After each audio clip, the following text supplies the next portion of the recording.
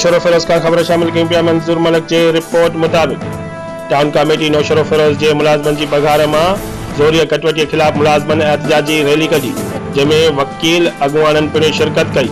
एहतजाज में अगवानन अॼु खां कम छॾे हड़ताल जो सॾु ॾेई छॾियो। एहतजाज दौरान मुलाजिम अगवानन किशन राजा, मौला बख्श शेख, इमरान प्रगर, महबूब शेख और डिस्ट्रिक्ट बार एसोसिएशन के ज़िलाई सदर अब्दुल रहीम अब्बासी, अयाज मरी, उमरदीन पवर और बेन गरीब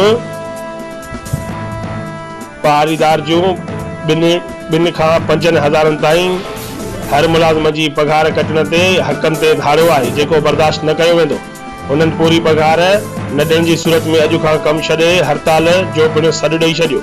ॿिए पासे टाउन ऑफिसर शजरुद्दीन सिद्दीक़ी जो चवण हो त तेल ऐं ॿिया ख़र्च वधण करे पघारुनि जी कटौती कई वई आहे, जॾहिं त तस्दीक थियल ज़रियनि जो चवण आहे त इनकम टैक्स ऑफिस वारनि टाउन खां मंथलीअ जा पैसा घुरिया आहिनि, जेकी पैसा पूरा न थियण करे हर मुलाज़िम जी पघार कटी वई आहे।